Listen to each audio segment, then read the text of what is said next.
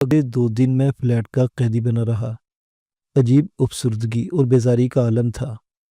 जी चाहता था फ्लैट की दीवारों से टकराता फिरूं। ऐसी कैफियत मुझ पर पहले कभी हमलावर नहीं हुई थी। घर में खाने पीने का सामान खत्म हो चुका था, लेकिन घर से बाहर निकलने के ख्याल से ही मेरा दिल घबरा रहा था। किसी ने चेहरे का नक्शा बिगड़ने का सबब पूछ लिया तो क्या जवाब दूंगा। काशिफ ने भी खैर खैरियत जानने की जरूरत महसूस नहीं की थी। शायद वो मुझसे कतई ताल्लुक का फैसला कर चुका था। कसूर इसका भी नहीं था, मेरे रवैये से इसे दुख पहुंचा था। तीसरे रोज शाम तक मेरे होंठों का जख्म खासी हद तक भर गया था। सूजन भी तकरीबन ख़त्म हो चुकी थी। मेरी ज़हनी हालत में भी कुछ अफाका था। मगरिब से ज़रा पहले मैं घर से निकल आया। मेरा इरादा था कि पहले काशिफ के क्लब जाऊंगा। वो कितनी भी मुज़ाहमत करे, उसकी नाराज़गी ख़त्म करके घर लौटूंगा।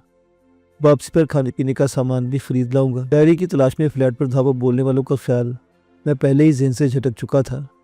परेशान होने का फ़ायदा भी क्या था। उनकी मतलूबा डायरी तो मेरे पास नहीं थी और ना ही इसके मुतल्लिक कुछ जानता था। ऐसे में एक हफ्ता तो क्या, 1 साल की मुद्दत के दौरान में ये डायरी इनके हवाले करना मेरे लिए मुमकिन नहीं था। मैंने सोच लिया था कि इस बार वो लोग मेरे घर आए तो मैं किसी किस्म की मुज़ाहमत करने के बजाय साफ साफ बता दूंगा कि वो गलत जगह पर वक्त ज़ाया कर रहे हैं। अगर फिर भी ना माने तो देखा जाएगा। मुझे रोशन कत्ल केस में फंसाकर वो कम अज़ कम मुझसे तो कोई फ़ायदा नहीं उठा सकते थे। इस तरह की हिमाकत इन जैसे घाघ लोगों से उम्मीद कम अज़ कम मुझे तो बिल्कुल नहीं थी। काशिफ के क्लब में हस्बे मामूल खासी रौनक थी। काशिफ ब्लैक बेल्ट कैटेगरी के 2 खिलाड़ियों के साथ प्रैक्टिस कर रहा था। इसने यकीनन मुझे देख लिया होगा, ताहम कोई रद्दअमल ज़ाहिर नहीं किया। इसके दोनों शागिर्द खासे फुर्तीले और मशाक थे। इनके हमलों से बचने के लिए काशिफ को खासी मेहनत करना पड़ रही थी। चंद दिन बाद काशिफ ने इन दोनों को बैठने का इशारा किया और बाकी 2 में से 2 को आने की हिदायत दी। कबल इसके के उनमें से कोई उठता, मैं काशिफ के सामने जा खड़ा हुआ। इसकी पेशानी पर चल नमुकीला नाराज़गी की लकीरें उभरी, फिर इसका चेहरा पहले की तरह सपाट नजर आने लगा। इसने हाथ के इशारे से दूसरे शागिर्द को वापस बैठने का इशारा किया। अब हम सिर्फ दोनों एक दूसरे के मुकाबिल थे। खिलाफे मामूल पहल काशिफ की जानिब से हुई। वो खूंखार चीते की मानिंद मुझ पर हमलावर हुआ। इसके वार इस कदर शदीद थे कि मुझे अपना बचाव करने में दांतों पसीना आ गया। जब तक मैं इसकी किक ब्लॉक करता, उसका घोंसा हरकत में आ चुका होता। घोंसा रोकते रोकते उस स्वीप लगाने के लिए ज़मीन पर बैठ चुका होता। चुनांचे अगले लम्हे मुझे पूरी कुव्वत से फिजा में उछल जाना पड़ता। मुमकिन है इसने मुझसे रियायत बरती हो, ताहम मैंने इसकी कोई हरबा कारगर होने नहीं दिया। यह अलग बात है कि मुझे मुसलसल दिफा में मसरूफ़ होने के बाइस इस पर हमला करने की मोहलत न मिल सकी। काशिफ के शागिर्द ज़ोरदार तालियां बजाकर और तहसीन अमेज़ नारे लगाकर हम दोनों की कारकर्दगी की दाद दे रहे थे। शोर इतना ज़्यादा था कि बिल्डिंग के अहाते में मौजूद सभी फ्लैटों के मकीन बालकनी में आ खड़े हुए थे और अब वो भी इस फाइट से लुत्फानंदोज़ हो रहे थे। हम दोनों की ये गैर इरादी सी फाइट अपने अंजाम को पहुँचने वाली थी कि अचानक फिज़ा गोलियों की तड़तड़ाहट से गूंज उठी। कलाशनकोफ का पूरा ब्रस्ट कहीं बहुत ही करीब चलाया गया था। काशिफ और मैं खुदकार अंदाज में मुँह के बल ज़मीन पर लेट गए। काशिफ ने अपने शागिर्दों को भी ज़मीन पर लेट जाने का हुक्म दिया। इसके हुक्म पर फौरी अमल किया गया। इस दौरान मैंने फायर की समत का अंदाज़ा लगा लिया है। गोलियां अहाते के गेट से चलाई गई थी। मैंने तेज़ रफ्तारी से आगे बढ़ जाने वाली एक सियाह गाड़ी की झलक भी देखी थी। गाड़ी के गेट से हटते ही मैंने चीख कर कहा, सब लोग किसी महफूज जगह छुप जाएं, गाड़ी वापस भी आ सकती है। मेरी बात सुनते ही सब लोगों में बिजली की लहर दौड़ गई। जिद कर जिधर मुँह उठा दौड़ पड़ा। मेरा रुख भी फ्लैटों के करीबी सिलसिले की जानिब था। सामने कदरे दूर वाक़े फ्लैट्स तक पहुँचते पहुँचते मैंने अंदाज़ा लगाने में कामयाब हो चुका था कि अहाते मौजूद अफराद में से कोई भी गोलियों का शिकार नहीं बना था और तकरीबन सभी किसी पनाहगाह तक पहुँचने में कामयाब हो चुके थे। मैं अपने लिए कोई पनाहगाह ढूंढ ही रहा था कि एक फ्लैट की खिड़की में से किसी ने मुझे पुकारा, इस तरफ का दरवाज़ा खुला है, जल्दी से अंदर आ जाए। मैं बिना सोचे समझे इस मशवरे पर अमल कर डाला। फ्लैट के अंदर दाखिल होते ही मैंने इसरारी तौर पर दरवाज़ा मुकफ़ल कर दिया और करीबी दीवार से टेक लगाकर बुरी तरह हाँपने लगा। मैं पसीने में बुरी तरह शराबूर था। सर और पेशानी से बहकर आने वाला पसीना आंखों में जलन पैदा कर रहा था। मैंने कराटे की यूनिफॉर्म की आस्तीन से पेशानी और आंखों को पूछा, तब कहीं जाकर मेरी आंखें कुछ देने के काबिल हो सकी। वो 3 कमरों पर मुश्तमिल छोटा सा लेकिन खूबसूरत फ्लैट था, जिसे नहायत सलीके और हुनरमंदी से सजाया गया था। पहली नज़र में ही अंदाज़ा हो जाता था कि खातून खाना नहायत खुश शौक और नफासत पसंद है। अगले ही लम्हे मैंने खातून खाना को भी देख लिया, जो खुद भी नहायत दिलचस्पी और इन हमाक से मेरी हालत का जायज़ा ले रही थी। उसके हाथ में पानी का जग देखकर मुझे एहसास हुआ कि प्यास की शिद्दत से मेरे हलक में कांटे चुभ रहे हैं। मैंने इसके हाथ से पानी का जग लिया اور گلاس کا تکلف کیے بغیر اسے منہ سے لگا لیا۔ حلق سے پانی اترتے ہی میرے حواس بحال ہوتے چلے گئے۔ سب سے پہلے مجھے 2 باتوں کا احساس ہوا۔ ایک تو یہ کہ میری میزبان خاتون غیر معمولی حد تک خوبصورت ہیں، اور دوسرا یہ کہ اس وقت وہ گھر پر بالکل اکیلی ہے۔ مجھ پر یک لخت گھبراہٹ سی طاری ہونے لگی۔ قبل اس کے کہ میں دروازہ کھول کر باہر نکل جاتا، خاتون خانہ میری حالت سمجھ گئی۔ ابھی خطرہ ٹلا نہیں، تھوڑی دیر مزید انتظار کر لیں۔ شکل و صورت کی طرح آواز بھی بہت پیاری تھی۔ میں نے انکار کرنا چاہا لیکن پھر بد تہذیبی سمجھ کر خاموش ہو گیا۔ خاتون نے جدید طرز کے دبی صوفے کی جانب اشارہ کرتے ہوئے کہا، تشریف رکھیے، چولہے پر چائے چڑھی ہے، میرے خیال میں ان دونوں کے لیے کافی رہے گی۔ آپ چاہیں تو چائے تیار ہونے تک منہ ہاتھ دھو کر فریش ہو سکتے ہیں۔ اس کا لہجہ بے حد نرم تھا، لیکن اس نرمی میں کہیں ہلکا سا تحکم بھی پوشیدہ تھا، چنانچہ مجھے حکم کی تعمیل کرنا پڑی۔ فلیٹ کی طرح باتھ روم بھی حسن انتخاب اور عمدہ ذوق کا آئینہ دار تھا۔ ہاتھ دھونے کے لیے واش بیسن کے سامنے پہنچا تو خیال آیا کہ اس سنہرے موقع سے فائدہ اٹھا کر جلدی جلدی شاور بھی لے سکتا ہوں۔ اپنے اس خیال پر میں نے فوراً ہی عمل کر ڈالا۔ نیم گرم پانی کی پھوار نے جسم سے تھکن نچوڑ کر حرارت اور تازگی سے مجھے مالا مال کر دیا۔ چند منٹ بعد باتھ روم سے باہر نکلا تو مجھے لگا کہ نئی زندگی میں قدم رکھ رہا ہوں۔ یہ آپ نے بہت اچھا کیا، میزبان خاتون نے مجھے دیکھتے ہی کہا۔ میں آپ سے یہ کہنے والی تھی لیکن پھر یہ سوچ کر خاموش ہو گئی کہ کہیں آپ مائنڈ نہ کر جائیں۔ آپ بیٹھیں، میں چائے لے کر آتی ہوں۔ میں نے اس بار بھی نہایت سعادت مندی سے اس کے حکم کی تعمیل کی۔ مجھے خود پر حیرت ہو رہی تھی کہ مجھے کیا ہو گیا ہے، کیوں ان خاتون کی انگلی کے اشارے پر ناچ رہا ہوں۔ یہ روب حسن ہے یا؟ آپ پرسکون ہو کر بیٹھیں، فی الحال آپ کا باہر نکلنا شاید مناسب نہیں، پولیس آ چکی ہے۔ کاشف ان کے اوٹ پٹانگ سوالوں کے جواب دے رہے ہیں۔ آپ وہاں گئے تو خواہ آپ کو بھی بک بک جھک جھک سننا پڑے گی اور خود بھی حصہ لینا پڑے گا، شاید تھانے کا چکر بھی لگانا پڑے، جو یقیناً کچھ زیادہ خوشگوار تجربہ نہیں ہوتا۔ خاتون کے لہجے میں ایسی عجیب سی کھنک تھی کہ دل چاہتا تھا وہ بولتی رہے اور میں سنتا رہوں۔ مجھے کوئی اعتراض نہیں ہے، لیکن آپ کے گھر والے؟ میں نے جھجک کا جملہ ادھورا چھوڑ دیا۔ اس کے ساتھ ہی وہ دھیرے سے ہنس پڑی۔ کمرے کی فضا میں جل ترنگ سے بج اٹھا۔ آپ فکر نہ کریں، نہ گھر والا ہے اور نہ گھر والے جو آپ کی آمد پر اعتراض کریں۔ اس گھر پر صرف اور صرف میری حکومت ہے۔ دل چاہا کہ اس سے کہوں کہ اس گھر پر ہی موقوف کیا، آپ تو لاکھوں دلوں پر حکومت کر سکتی ہیں۔ میں آپ کو کراٹے کی پریکٹس کرتے دیکھتی رہتی ہوں، آپ کاشف کے گہرے دوست بھی ہیں۔ میں نے اندازہ لگایا کہ آپ کے جسم میں غیر معمولی لچک اور اسٹیمنا موجود ہے، یہی وجہ کہ آپ کراٹے کے لیے بے حد موزوں ہیں۔ کاشف کے علاوہ ان لوگوں میں شاید ہی کوئی آپ کا مقابلہ کر پائے۔ ویسے کیا میں آپ کا نام پوچھ سکتی ہوں؟ وہ جی، میرا نام دانش ہے، دانش اقبال۔ میں نے اپنی آواز کی لڑکھڑاہٹ پر قابو پاتے ہوئے کہا۔ کاشف اور میں ایک ہی اسکول میں جاب کرتے ہیں، میں بچوں کو سوئمنگ سکھاتا ہوں۔ صرف بچوں کو؟ اس کی آنکھوں میں شرارت چمکی۔ اگر میں کہوں کہ مجھے سوئمنگ سکھا دیں تو کیا آپ انکار کر دیں گے؟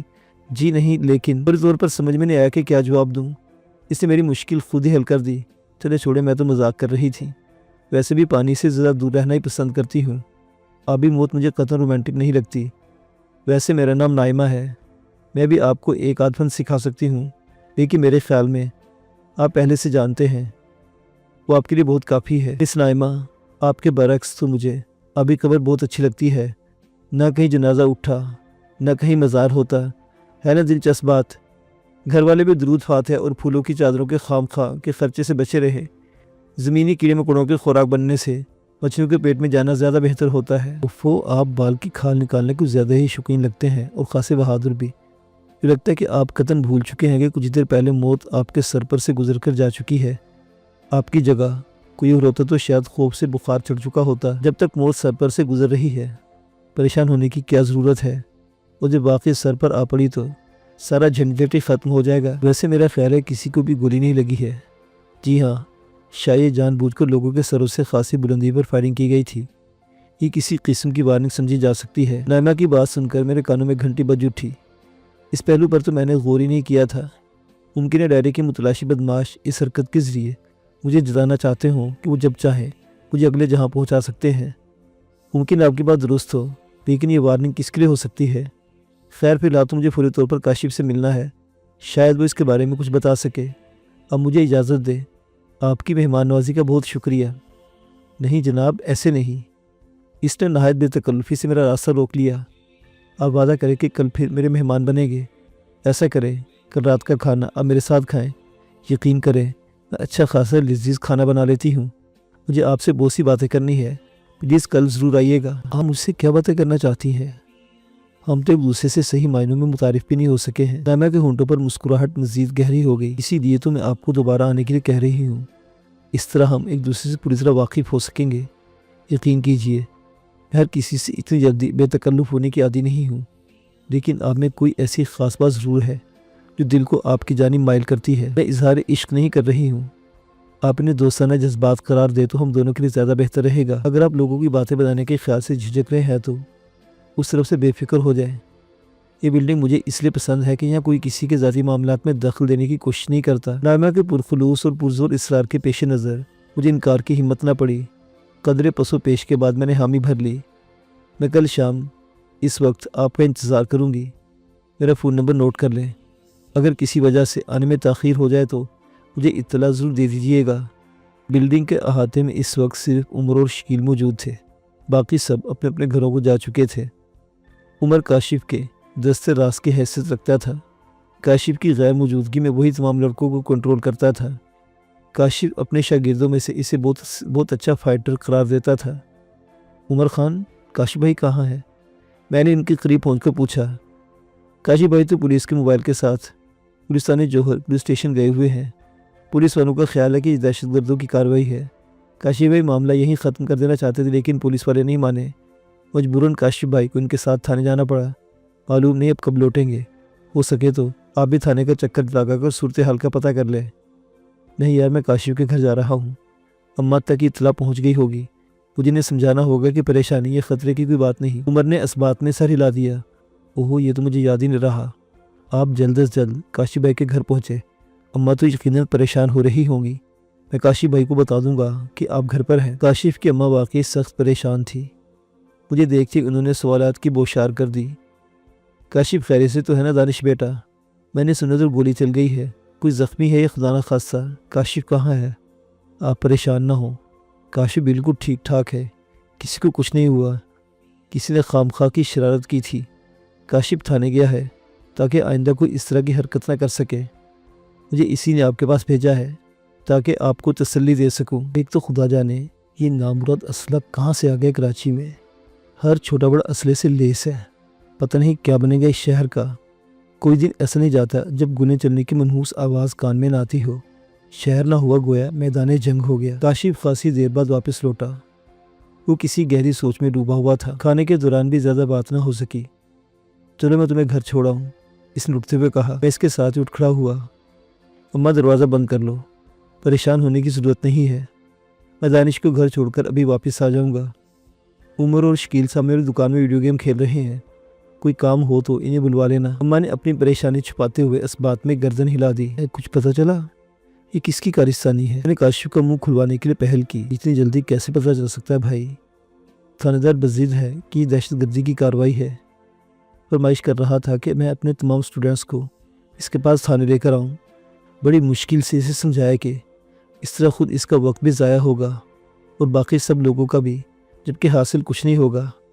اگر مجرموں کو پکڑنا ہے تو علاقے کی ناکہ بندی کراؤ، اگر مجرم پکڑے گئے تو ان کے خلاف گواہی کے لیے ہم خود تھانے پہنچ جائیں گے۔ مال بٹورنے کے چکر میں ہوں گے جناب تھاندار صاحب۔ تھانے آنے والا جیب خالی کیے بغیر واپس تھوڑی جا سکتا ہے، میں نے طنز لہجے میں کہا۔ کاشف نے شانے اچکائے۔ اللہ ہی بہتر جانتا ہے۔ ویسے تمہارے خیال میں اصل قصہ کیا ہے؟ میں نے پوچھا۔ قصہ تو بہت خطرناک لگتا ہے بھائی۔ مجھے پہلے ہی ڈر تھا کہ وہ لوگ کوئی نہ کوئی کارروائی ضرور کریں گے، جو بالآخر انہوں نے کر ڈالی۔ کاشف نے تفکر آمیز لہجے میں بتایا۔ کن لوگوں کی بات کر رہے ہو؟ کس نے کی ہے یہ کارروائی؟ میں نے حیرانی سے پوچھا۔ منشیات فروشوں کا ایک گروپ، پہلے بھی کئی بار دھمکی دے چکے ہیں۔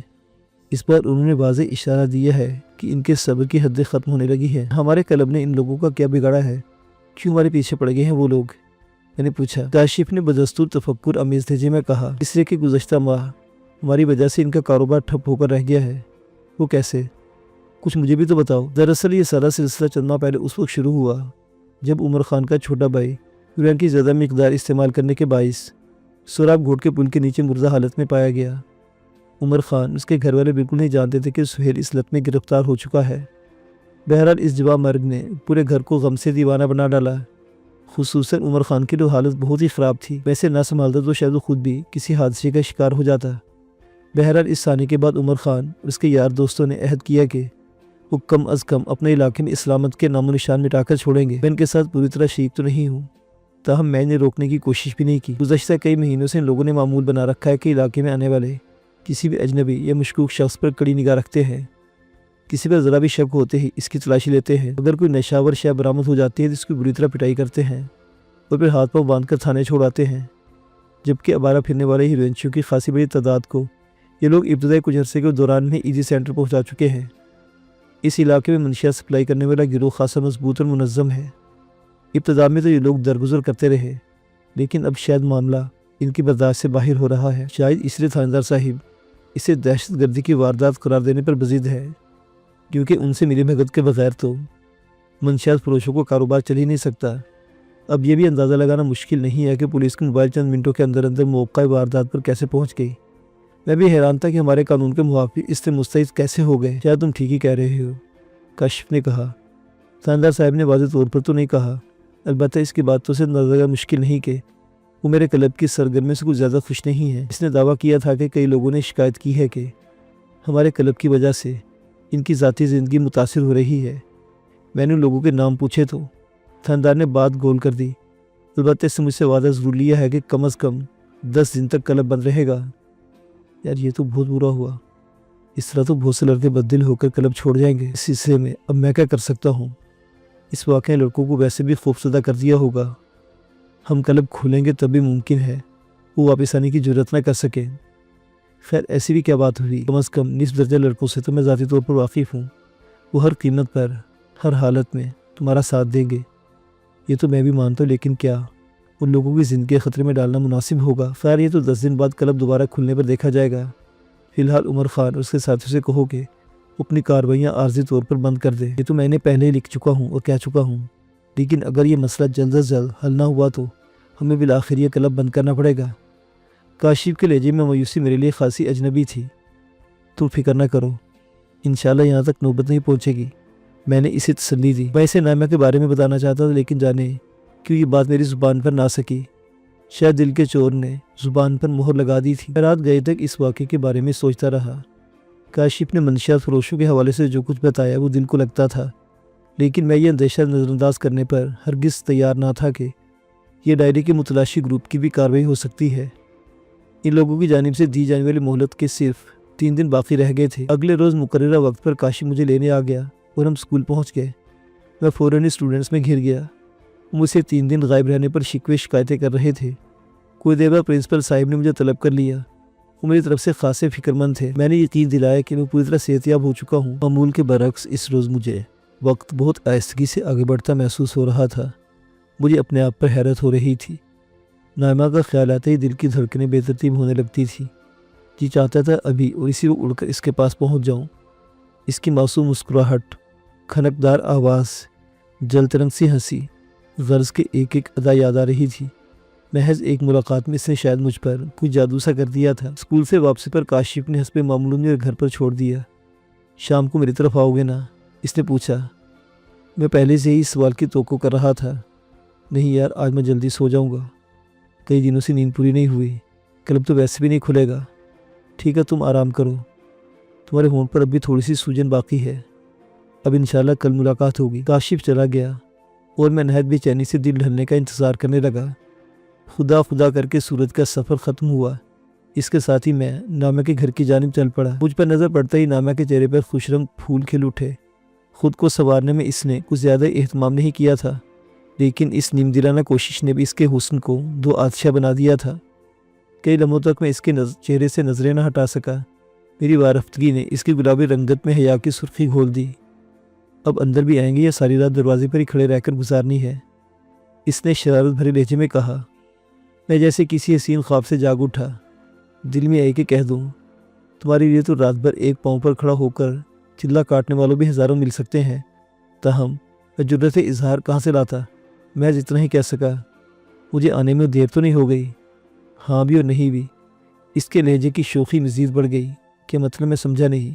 میں نے حیرانی سے پوچھا۔ سمجھ جائیں گے، سب کچھ سمجھ جائیں گے، اتنی جلدی کیا ہے؟ مذاق چھوڑیں، صاف صاف بتائیں، بے وقت ہاں اور نہ میں جواب کیسے ممکن ہے؟ میرے اصرار پر نائمہ کی شوخی میں سنجیدگی کی جھلک شامل ہو گئی۔ میرا مطلب یہ کہ اگر بات وعدہ نبھانے کی ہے تو آپ نے قدم دیر نہیں کی، لیکن جہاں تک انتظار کا معاملہ تو لگتا ہے جیسے خیر چھوڑے اس بات کو، یہ بتائیں گے فائرنگ والے معاملے کا کیا بنا؟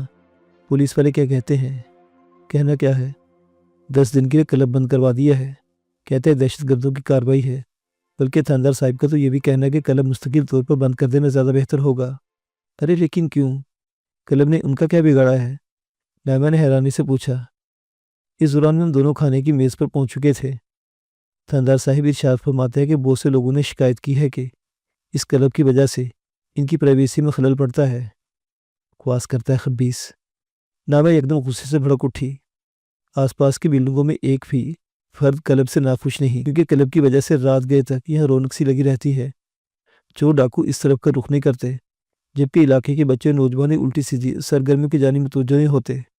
اب پورے 10 دن تک یہ سب آوارہ گردی کرتے رہیں گے، جبکہ باقی افراد بھی چور ڈاکو کے خطرے کے باعث سکون کی نیند نہیں سو سکیں گے۔ نائمہ نے چائنیز کھانے تیار کیے تھے اور میرے توقع کے برعکس وہ کھانے پکانے کے معاملے میں غیر معمولی مہارت کی حامل محسوس ہوتی تھی۔ خصوصاً چکن تھائی سوپ تو اس نے بہت ہی لذیذ بنایا تھا۔ اگر یہ کھانا واقعی آپ نے تیار کیا تو میں مشورہ دوں گا کہ فوری طور پر ریسٹورنٹ کھول ڈالیں۔ کچھ ہی دنوں میں سارے دل درد دور ہو جائیں گے۔ قریب ناک والی چندی شخصیات اتنا اچھا چائنیز کھانا بنا سکتی ہوں گی، یقین کیجئے میرا تو آپ کا شاگرد بننے کو دل چاہ رہا ہے۔ تو پھر نیک کام میں دیر کیسی؟ ابھی اس وقت شاگردی اختیار کر لو، پھر ریسٹورنٹ کے آئیڈیا پر بھی غور کیا جا سکتا ہے۔ ظاہر تمہاری موجودگی میں ویٹر کا مسئلہ تو ویسے ہی خود بخود حل ہو جائے گا۔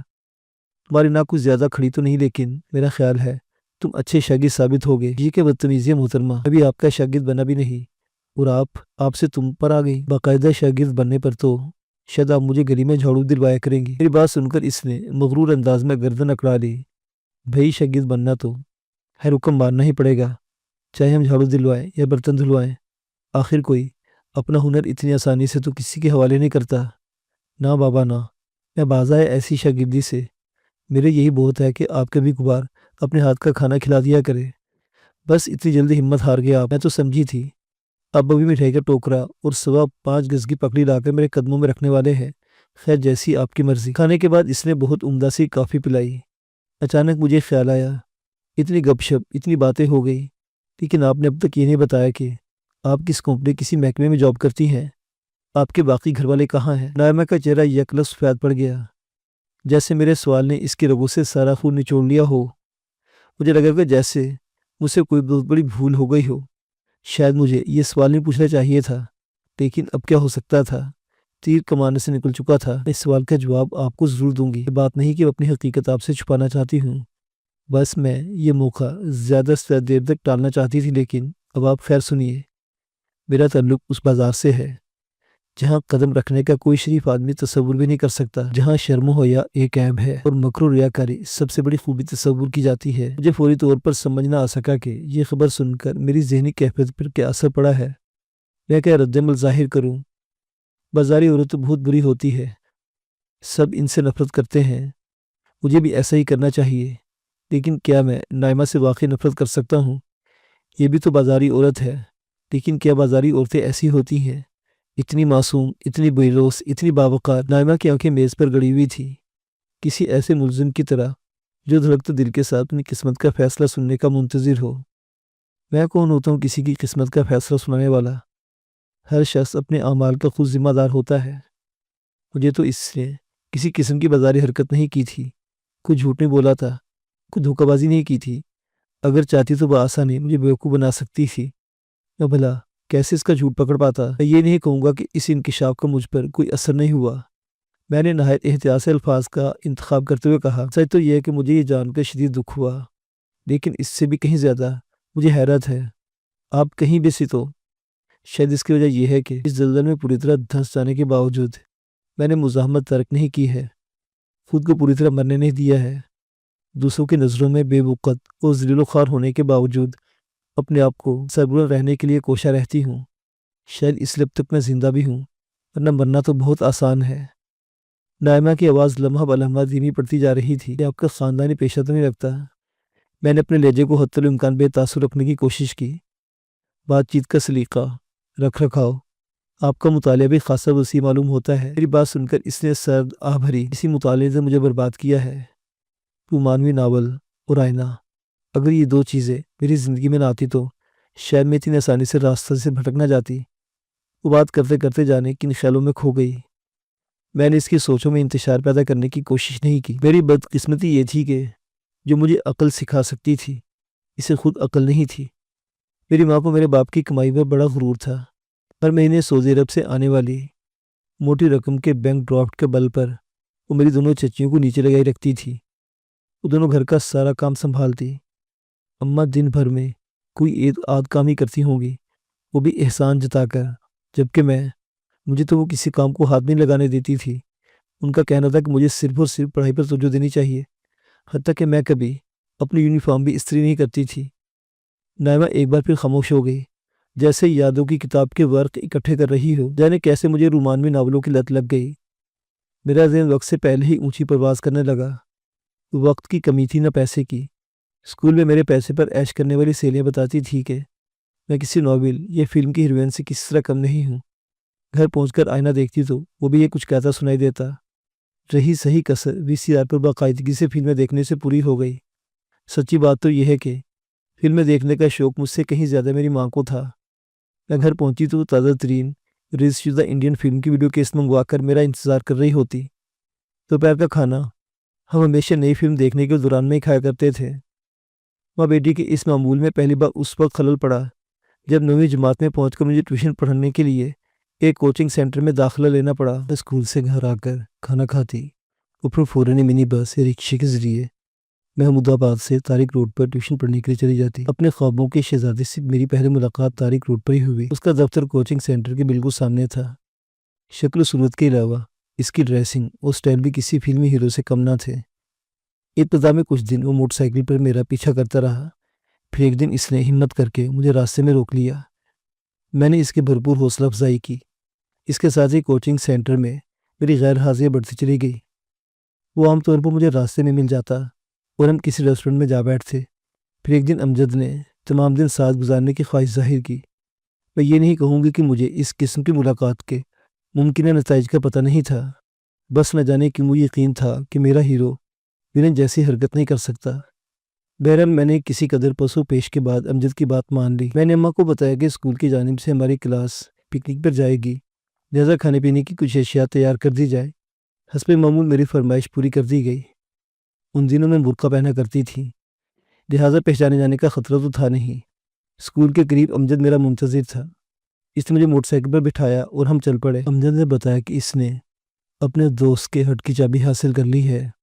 ہم سارا دن ساحل سمندر پر گزاریں گے اور شام ہونے سے پہلے لوٹ آئیں گے۔ امجد کے دوست کا ہٹ خاصی ویران جگہ واقع تھا، لیکن اس وقت مجھے یہ دیکھنے کی فرصت کہاں تھی۔ ہم دونوں دیر تک سمندر کے پانی میں اٹکھیلیاں کرتے رہے۔ دوپہر ہوئی تو ہم ہٹ میں آ گئے۔ ہم دونوں ہی خاصے تھک چکے تھے۔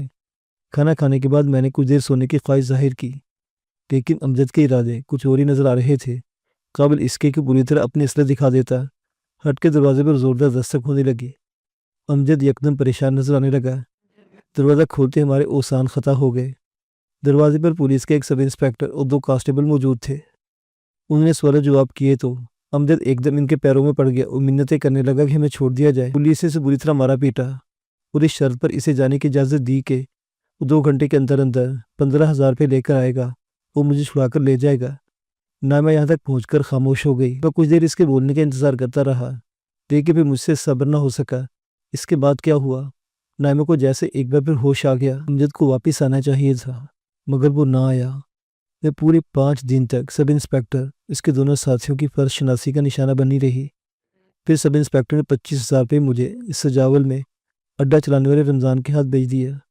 سجاول میں 2 سال گزارنے کے بعد میں نئے پر روڈ پر زینب کے خانم کے کوٹھے پر جا پہنچی۔ یہی میں نے ناچنا اور گانا سیکھا۔ رفتہ رفتہ میرے مجرے پر ہی زینب خانم کی کوٹھے کی کمائی کا اصل ذریعہ بن گئے۔ تب میں نے زینب خانم پر دباؤ ڈال کر جسم فروشی سے مکمل کنارہ کشی اختیار کر لی۔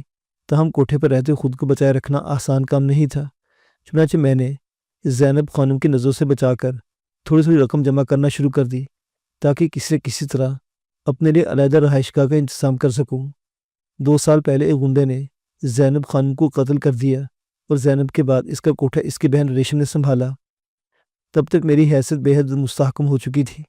کوٹھے کی ساری آمدنی میرے دم قدم سے تھی، جبکہ خانوں کی انگلی کے اشارے پر ناچنے والے کرندے بھی میری وفاداری کا دم بھرتے تھے۔ اگر میں چاہتی تو بآسانی کوٹھے پر قبضہ کر سکتی تھی، لیکن میں نے ایسا نہیں کیا کیونکہ میں ایسی کوئی خواہش نہیں رکھتی تھی۔ میں نے ریشم سے معاہدہ کیا کہ کوٹھے کی آمدنی کا ایک مخصوص حصہ مجھے ملتا رہے گا۔ میں کوٹھے پر بدستور حاضری لگاتی رہوں گی، البتہ مجھ پر کسی قسم کی پابندی نہیں ہوگی۔ تو آپ اب بھی کوٹھے سے وابستہ ہیں؟ میں نے پوچھا۔ نائمہ نے اس کا جواب اس بات میں دیا، اس کے علاوہ میرے پاس کوئی چارہ کار بھی تو نہیں ہے۔ آپ نے اپنے گھر والوں کو پتہ کرنے کی کوشش نہیں کی؟ میں نے پوچھا۔ اس کا چہرہ رنج کے مارے زرد پڑ گیا۔ لوگوں نے وہ گھر بیچ دیا تھا۔ شاید میرے غائب ہونے کے فوراً بعد اماں کو تو ابا اپنے ساتھ سعودی عرب لے گئے، جبکہ میرے دونوں چچا اورنگی ٹون میں کہیں رہ گئے۔ میں نے انہیں تلاش کرنے کی کوشش بھی نہیں کی۔ رات خاصی آگے بڑھ چکی تھی۔ میں نے نائمہ سے اجازت طلب کی۔ اس کے چہرے کے تاثرات پڑھنا میرے لیے کچھ زیادہ مشکل نہ تھے۔ وہ سمجھ رہی تھی کہ شاید اب میں کبھی اس طرف کا رخ نہیں کروں گا۔ میں اس کے گھر سے نکل کر 2 قدم آگے بڑھا اور پھر پلٹ کر دیکھا۔ وہ بدستور دروازے میں موجود تھی۔ اس کی بڑی بڑی آنکھوں میں آنسو چمک رہے تھے۔ بھائی کیا دوبارہ آنے کے بارے میں نہیں پوچھیں گی آپ؟ میں نے شگفتہ لہجے میں پوچھا۔ اس کی آنکھوں کے ٹمٹماتے چراغ ایک بار پھر دمک اٹھے۔ آپ کا اپنا گھر ہے، جب چاہیں آ سکتے ہیں، بشرط یہ کہ آپ ڈیوٹی پر نہ جا چکی ہوں، میں نے شوخی سے کہا۔ بہرحال 3 دن کے بعد یعنی ہفتے کی شام کو میں ایک بار پھر آپ کے در دولت پر حاضر دوں گا۔ آپ فکر نہ کریں، آپ کا شایان شان استقبال کیا جائے گا عالیجا۔ نائمہ کی دلکش مسکراہٹ واپس لوٹ آئی۔ نائمہ کا کہنا غلط نہیں تھا۔ رات کا دوسرا پہر شروع ہونے سے پہلے ہی بلڈنگ کے احاطے میں سناٹا طاری ہو چکا تھا۔ تمام لوگ سرے شام اپنے گھروں میں دبک چکے تھے۔ یہ صورتحال ایک طرح سے میرے لیے اطمینان بخش رہی تھی۔ مجھے نائمہ کے گھر سے دیکھنے والا کوئی بھی نہ تھا۔ بصورت دیگر کسی بھی شرارت پسند شخص کی راگے شرافت پھڑک سکتی تھی، جس کے نتیجے میں نائمہ کی پرسکون زندگی خامخواہ اجیرن ہو سکتی تھی۔ اس روز بھی حسب معمول ابو الحسن اصفہانی روڈ پر اچھی خاصی ویرانی کا عالم تھا، حتیٰ کہ رات کے کھلے رہنے والا کوئٹہ ریسٹورنٹ بھی بند ہو چکا تھا۔ شاید گزشتہ رات کی فائرنگ والے واقعے کی دہشت ابھی تک موجود تھی۔ کسی قسم کی سواری ملنے کا امکان بھی نہ ہونے کے برابر تھا۔ چنانچہ میں بلا توقف رش منہاس روڈ کی جانب چل پڑا۔ موسم خاصا خوشگوار ہو رہا تھا۔ موسم سرما کے ابتدائی دنوں کی خنک ہوا بہت اچھی لگ رہی تھی۔ خوش قسمتی سے مجھے راستے میں خالی رکشہ مل گیا۔ اپنی بلڈنگ کے قریب رکشے سے اتر کر چند ہی قدم چلا ہوں گا کہ میری نظر بلڈنگ سے تقریباً 100 گز کے فاصلے پر کھڑی ایک پجیرو جیپ پر پڑی۔ ویسے تو اتنی رات گئے اس جیپ کی موجودگی ہی خاصی پراسرار تھی، لیکن اس سے بڑھ کر چکا دینے والی بات یہ تھی کہ گاڑی کے ہیڈ لائٹس میں سبھی لائٹس روشن تھی اور 40-50 افراد کا اچھا خاصا ہجوم گاڑی کے گرد جمع تھا۔ ان کے باتیں کرنے کی آوازیں اتنا فاصلہ ہونے کے باوجود مجھ تک پہنچ رہی تھی۔ وہ سبھی شدید ہی جان کا شکار محسوس ہوتے تھے۔ ایک بار تو میرا دل چاہا کہ ان لوگوں کو ان کے حال پر چھوڑ کر چپ چاپ اپنے فلیٹ میں جا کر سو جاؤں، لیکن پھر شدید تجسس نے میرے اس خیال پر غلبہ پا لیا اور میرے قدم خود بخود جیپ کی جانب اٹھ گئے۔ ان لوگوں میں سے کسی نے بھی میری آمد کا نوٹس نہیں لیا۔ میرے جیپ کی کھڑکیوں سے اندر جھانکنے سے فرصت ملتی تو کسی طرف دھیان دیتے۔ میں کسی نہ کسی طرح جیپ کے قریب پہنچنے اور اس کی کھڑکیوں سے اندر جھانکنے میں کامیاب ہو گیا۔ اندرونی لائٹس کی تیز روشنی میں جو منظر میں نے دیکھا، اس نے لمحہ بھر کے لیے تو میرے دل کی دھڑکن بند کر دی۔ جیپ میں 4 افراد موجود تھے۔ وہ چاروں بظاہر تو آرام دہ سیٹوں پر سوتے نظر آ رہے تھے، لیکن ان کے جسموں سے بہنے والا خون کچھ اور ہی داستان بیان کر رہا تھا۔ ان کے جسموں پر قیمتی لباس موجود تھے، لیکن ان کے کھدرے کرخت اور زخموں کے پرانے نشانات سے بھرپور چہرے قیمتی گاڑی اور لباس سے قطن میل نہ کھاتے تھے۔ انہیں شاید اچانک موت نے دبوچا تھا، اتنا اچانک کہ انہیں مزاحمت کرنے کا موقع ہی نہ مل سکا۔ بہت قریب سے چلائی جانے والی گولیاں ان کی کھوپڑیوں اور گردنوں میں سوراخ کر کے چند ہی لمحوں میں زندگی کے بکھیڑوں سے نجات دلا گئی تھی۔ اس طرح کے مناظر میں نے فلموں میں وہ دیکھے تھے، حقیقی زندگی میں پہلی بار دیکھ رہا تھا۔ البتہ اپنی تمام تر ناتجربہ کاری کے باوجود میرے لیے یہ اندازہ لگانا ذرا بھی مشکل نہ تھا کہ ان لوگوں کو قتل ہوئے زیادہ دیر نہیں گزری ہے، زیادہ سے زیادہ آدھا پونا گھنٹہ۔ اور وہ جی میں بلڈنگ کا راؤنڈ لگا کر گیٹ پر آیا تو یہ گاڑی اسی جگہ پر اسی طرح کھڑی تھی، لائٹس بھی اسی طرح جل رہی تھی۔ میں سمجھا گاڑی میں کوئی خرابی ہو گئی ہے یا یہ لوگ کسی کا انتظار کر رہے ہیں۔ قریبی بلڈنگ کا چوکیدار اپنے گرد جمع درجن پر لوگوں کو نہایت جوش و خروش سے بتا رہا تھا۔ جب 10 منٹ تک یہ گاڑی نہ چلی تو اور نہ ہی کوئی گاڑی سے اترا تو میں نے سوچا کہ ان سے پوچھوں مسئلہ کیا ہے، ہو سکتا ہے کسی کا ایڈریس معلوم کرنا چاہتے ہوں۔ میں نے گاڑی کے ڈرائیور سے بات کرنا چاہی تو پتہ چلا کہ چوکیدار کی گفتگو جاری تھی کہ اچانک دور سے پولیس کی گاڑیوں کے سائرن کی آواز سنائی دی۔ اس کے ساتھ ہی وہ موجود تمام افراد میں کھلبلی مچ گئی۔ سبھی لوگ جلد از جلد وہاں سے کھسک لینا چاہتے تھے۔ قانون کے محافظوں کے سوال و جواب کا سامنا کرنے سے سبھی گریزاں تھے۔ میں خود بھی نہایت تیزی سے گاڑی سے دور ہٹتا جا رہا تھا۔ پولیس کی نصف درجن گاڑیوں کی موقع واردات پہنچ کر رکنے میں اپنی بلڈنگ تک پہنچ چکا تھا۔ گیٹ میں داخل ہونے سے پہلے میں نے آخری نظر پجیرو جیپ پر ڈالی۔ پولیس والوں کی نفری نے اسے اپنے گھیرے میں لے لیا تھا۔ تفتیش کی کارروائی آگے بڑھانے کے لیے 8-10 گواہ بھی ان کے ہتھے چڑھ چکے تھے۔ واردات خاصی بڑی تھی۔ تفتیشی کارروائی بھی اسی حساب سے انتہائی وسیع پیمانے پر ہونی تھی۔ اخبارات میں بھی اس واردات کو بھرپور کوریج ملنے والی تھی۔ ممکن ہے ان گواہوں کے بیانات اور تصویریں بھی شائع ہو جاتی۔ مفت کی یہ شہرت حاصل کرنے کے لیے ان لوگوں نے وہاں ٹھہرنے کی جرت کی تھی۔ یہ الگ بات ہے کہ مدتوں تھانے اور عدالت کا چکر کاٹنے کے بعد انہیں احساس ہونے والا تھا کہ یہ جرت اور مفت کی شہرت انہیں کچھ زیادہ مہنگی پڑ گئی تھی۔ اپنے فلیٹ میں پہنچ کر میں سیدھا بستر پر جا گرا۔ مجھ پر عجیب پسماندگی طاری ہونے لگی۔ اتنی خوشگوار شام گزارنے کے بعد بیک وقت 4 لاشیں اتنی قریب سے دیکھنا ہرگز خوشکن تجربہ نہیں تھا۔ مجھے یقین تھا کہ آج رات بھر یہ خونالود لاشیں میرے خوابوں میں آتی رہیں گی۔ جانے کون بد نصیب تھے جن کی موت انہیں کھینچ کر یہاں لے آئی تھی۔ یہ سوچتے سوچتے جانے کب میری آنکھ لگ گئی۔ مجھے نیند کے آغوش میں کھوئے بمشکل نصف گھنٹہ گزرا ہوگا کہ اچانک میری آنکھ کھل گئی۔ کئی لمحوں تک تو میری سمجھ میں نہیں آیا کہ میرے جاگنے کی وجہ کیا تھی۔ شاید کسی کی چیخنے کی آواز میرے کانوں میں پہنچی تھی، لیکن کس کی آواز؟ فلیٹ میں تو میرے علاوہ کوئی نہ تھا۔ میں اسے اپنا وہم قرار دے کر ایک بار پھر سونے کی تیاری کر رہا تھا کہ اچانک ایک عجیب سی آواز گونجی۔ میں بری طرح چونک پڑا۔ وہ آواز بہت قریب سے آئی تھی، شاید میرے بیڈ کے نیچے سے۔ میں شاید اسی آواز سے بیدار ہوا تھا۔ میں یہ آواز پہچاننے کی کوشش کر رہا تھا کہ ایک بار پھر کمرہ اسی آواز سے گونج اٹھا۔ اس بار اندازہ لگانے میں ذرا بھی مشکل نہ ہوئی۔ آواز یقیناً بیڈ کے نیچے سے آ رہی تھی۔ میں نے بیڈ کے نیچے چھلانگ لگائی۔ عین اسی وقت وہ آواز ایک بار پھر سنائی دی۔ میں نے ایک جھٹکے سے بیڈ الٹ دیا۔ اگلے ہی لمحے میں حیرانی کے عالم میں فرش پر نگاہیں جمائے کھڑا تھا۔